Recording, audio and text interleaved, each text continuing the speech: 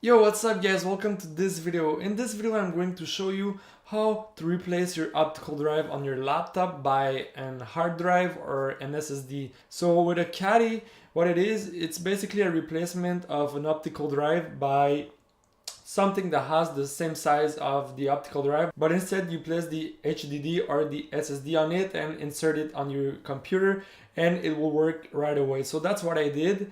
I bought a Caddy, which is not very expensive. You can find some for about like $15 or $20, which is not expensive at all. And you just remove your optical drive, you place the HDD or the SSD in the Caddy, and you put the Caddy on your computer, and your computer should detect right away that you have the new HDD or the new SSD. When you will do the research for the Caddy that you have to buy, you will see that there are like 9.5 millimeters and like 14 millimeters in the specs of the Caddy. So that is the thickness of the Caddy. So how to know which one you need for your computer? Well, you basically take the optical drive out and you just measure the thickness of the optical drive. You will see that it is either 9.5 millimeters or 14 millimeters.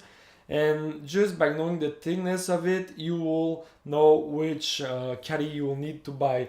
And also make sure that the Caddy that you're buying is supported by the brand of your laptop. For me personally, with my laptop, I never use the optical drive.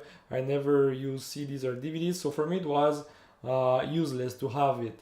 And for me, it is way more important to have more storage than having an optical drive that I never use. Okay guys, so I hope you enjoyed this video. I hope you learned. I hope I was able to help you. So I will see you in my next video. Bye bye and take care.